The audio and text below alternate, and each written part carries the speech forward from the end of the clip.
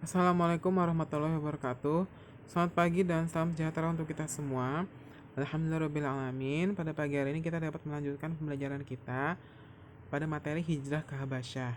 Pada minggu lalu kita sudah belajar tentang dua tahap perjalanan hijrah kaum muslimin ke Habasyah, yaitu hijrah pada tahap pertama dan ke tahap kedua. Dan pada minggu lalu kita sudah sampai di tahap kedua, di mana Raja Najasyi yang berada di Habasyah dan juga masyarakat yang tinggal di sana menyambut baik kehadiran kaum muslimin pada hijrah tahap kedua. Pada hari ini kita akan lanjutkan hijrah yang kedua dan juga bagian B dengan bagian C. Kita lanjut lagi mendengar bahwa Raja Najasyi disambut baik oleh kaum muslimin. Kaum kafir Quraisy geram mendengar hal tersebut. Lalu kaum kafir Quraisy mengutus dua orang yang bernama Amr bin As dan Abdullah bin Abi Rabi'ah untuk menghadap ke Raja Najasyi dan membawakan hadiah kepada raja dan para pembesarnya untuk mengusir kaum muslimin. Meskipun begitu, Raja Najasyi yang dikenal sangat bijaksana tidak tergiur dengan hadiah apapun yang diberikan oleh kedua orang tersebut, lalu dan juga tidak mau mengusir kaum muslimin dengan alasan yang tidak jelas. Maka akhirnya Raja Najasyi memanggil utusan kaum muslimin yang bernama Ja'far bin Abu Thalib untuk menjawab beberapa pertanyaan Raja Najasyi terkait masalah hijrah mereka. Raja Najasyi bertanya mengapa mereka hijrah mengikuti Nabi Muhammad SAW, dan jawaban Ja'far bin Abu Thalib karena pada zaman dahulu mereka itu termasuk masyarakat yang bodoh, masyarakat jahiliyah, menyembah berhala, memakan bangkai, segala kejahatan dan segala yang lemah ditindas dan segala apapun yang tidak baik mereka lakukan. Dan pada satu hari Allah Subhanahu wa taala mengutus kaumnya yang bernama Nabi Muhammad SAW untuk menjadi pemimpin mereka, menjadi Rasulullah SAW. Jawaban Ja'far bin Abu Thalib mengenai Nabi Muhammad adalah beliau adalah orang yang jujur, dapat percaya dan juga bersih. Dan Nabi Muhammad SAW juga memerintahkan kepada seluruh masyarakat Quraisy untuk berhenti menyembah patung batu-batu atau patung dan segala yang disembah oleh nenek moyang mereka, dan hanya menyembah kepada Allah Subhanahu wa taala. Dan Nabi Muhammad SAW juga memerintahkan kepada kaum muslimin yang pada saat itu belum kaum muslimin, memerintahkan kepada kaum kafir Quraisy dan juga muslimin yang sudah masuk Islam untuk mengasihi orang-orang miskin, yatim piatu, dan melarang mencemarkan perempuan-perempuan yang bersih, dan juga melakukan hal yang baik, melakukan zakat, puasa, sholat 5 waktu, dan sebagainya. Dan mendengar pernyataan tersebut, Raja Najasyi berpendapat bahwa kaum muslim ini adalah orang-orang yang baik, dan Raja Najasyi tidak ingin mengusir mereka dari negeri Habasyah tersebut. Dan setelah itu Raja Najasyi mengusir kedua orang tersebut yang bernama Amr bin Ash dan Abdullah bin Abi Rabi'ah. Meskipun begitu, kedua orang tersebut tidak putus asa untuk menghasut Raja Najasyi. Dan setelah mereka kembali lagi di kerajaannya Najasyi, kedua orang tersebut, utusan kaum kafir Quraisy tadi, menyebutkan bahwa kaum muslimin telah membuat fitnah terhadap Nabi Isa alaihissalam dan juga Maryam. Amr bin As dan Abdullah bin Abi Rabi'ah menuduh bahwa kaum muslimin menuduh keji kepada Isa dan anak Maryam. Mendengar itu, Najasyi terkejut dan memanggil kaum muslimin yang bernama Ja'far bin Abu Thalib. Lalu Ja'far bin Abi Thalib menerangkan dan menjawab tuduhan tersebut dengan jawaban tentang dia atau Isa. Pendapat kami adalah seperti yang dikatakan Nabi kami, dia adalah hamba Allah yang utusannya, rohnya dan firmannya yang disampaikannya kepada perawan Maryam. Raja Najasyi berbinar setelah mendengar pernyataan Ja'far. Yakin akan kebenaran ajaran dibawa oleh Nabi Muhammad SAW. Kemudian Raja Najasyi berkata, Demi Allah, sungguhnya ini yang oleh Isa alaihissalam. Berbahagialah kamu dan siapa yang bersertamu, dan aku meyakini bahwa sungguhnya Muhammad adalah Rasul Allah. Jika aku tidak dalam tugas kerajaan, tentu aku datang kepadanya hingga aku mencium terompahnya. Lalu setelah kejadian itu, utusan kaum kafir yang bernama Amr bin Ash dan Abdullah bin Abi Rabi'ah diusir oleh Raja Najasyi untuk kedua kalinya. Dan mereka pun pulang dengan tanpa hasil.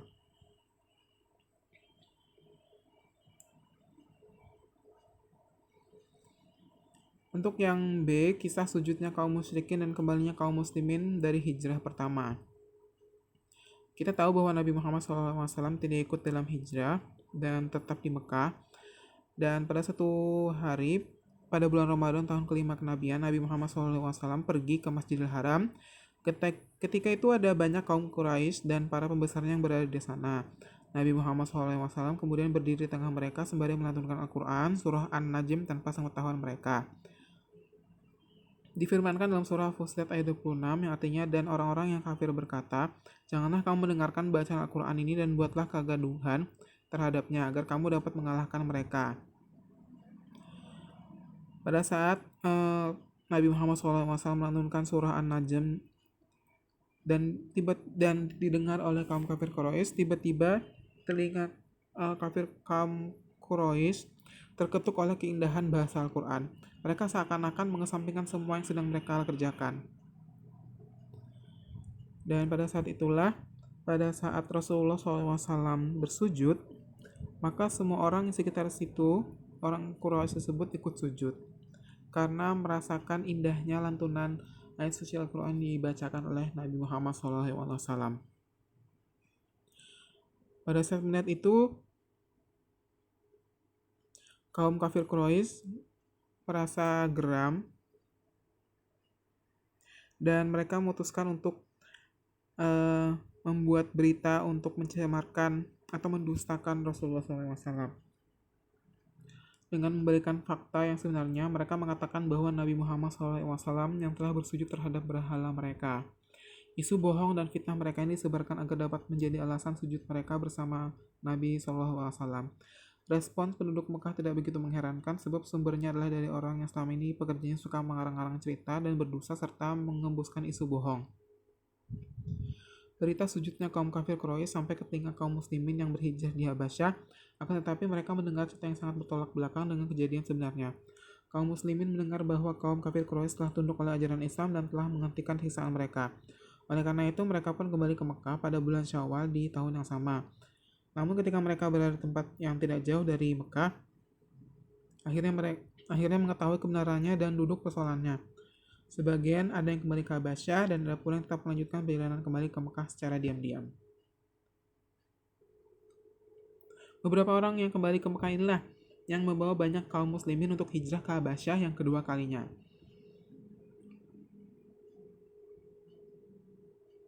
Dan untuk yang di bagian terakhir, alasan Nabi Muhammad SAW memerintahkan sahabat hijrah ke Habasyah, yaitu karena di negeri Habasyah terkenal dengan rajanya yang bijaksana dan tak ada satupun kaumnya yang menyiksa dan teraniaya. Rasulullah SAW merintahkan kaumnya untuk hijrah ke Habasyah dengan alasan utama menghindari kekejaman dan kekerasan kaum kafir Quraisy, bukan untuk menyebarkan ajaran agama Islam. Dan dalam keadaan yang menjadikan ini, turunlah firman Allah surah Az-Zumar ayat 1-10 yang mengisyaratkan kaum muslimin untuk berhijrah dan mengabarkan bahwa bumi Allah tidaklah sempit. Dalam surah Az-Zumar ayat 10 dikatakan, katakanlah Muhammad, wahai hamba-hambaku yang beriman, bertakwalah kepada Tuhanmu, bagi orang-orang yang berbuat baik di dunia ini akan memperoleh kebaikan. Dan bumi Allah itu luas, hanya orang-orang yang bersabarlah yang disempurnakan pahalanya tanpa batas. Dan setelah itu mereka pindah dan mereka beribadah dengan damai dan tenang di negeri Habasyah. Tamrinat bagian A. Sekarang kita akan mengerjakan soal tamrinat yang bagian A yang ABCD dengan tamrinat bagian B yang isian. Bapak akan jelaskan memberitahu halaman-halamannya supaya kalian bisa cari jawabannya ya. Jadi memudahkan kalian untuk belajar.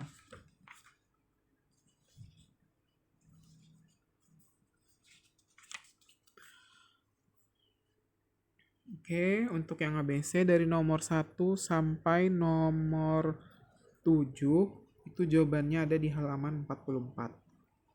Nomor 8 sampai 11 itu jawabannya di halaman 45.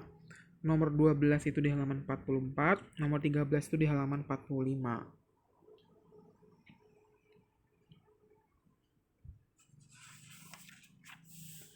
Nomor 14 di halaman 45. Nomor 15 halaman 46. 15, 16, 17 itu di halaman 46. Nomor 18 sampai di halaman nomor 21 itu halaman 47. 18 sampai 21 di halaman 47.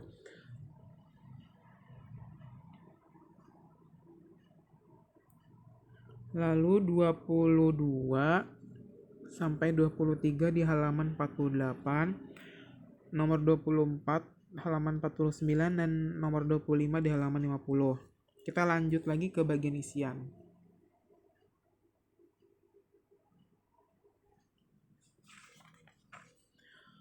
Yang isian nomor 1 sampai nomor 3 itu di nomor 1 sampai nomor 3 itu di halaman 44. Nomor 4 dan 5 di halaman 45. Nomor 6 dan nomor 7 di halaman 46. Nomor 8 di halaman 49. Nomor 9 di halaman 45. Nomor 10 di halaman 49. Kalian kerjakan di buku paket ya, dua-duanya. Kalau nggak cukup di isiannya itu kerjakan di buku tulis gitu. Jadi kerjakan dua ini, tamrinat A dan tamrinat B, kerjakan di buku paket. Atau enggak yang bagian isian ini kalau tidak cukup di buku paket, kerjakan di buku tulis. Oke, itu saja untuk hari ini. Terima kasih atas perhatiannya. Wassalamualaikum warahmatullahi wabarakatuh.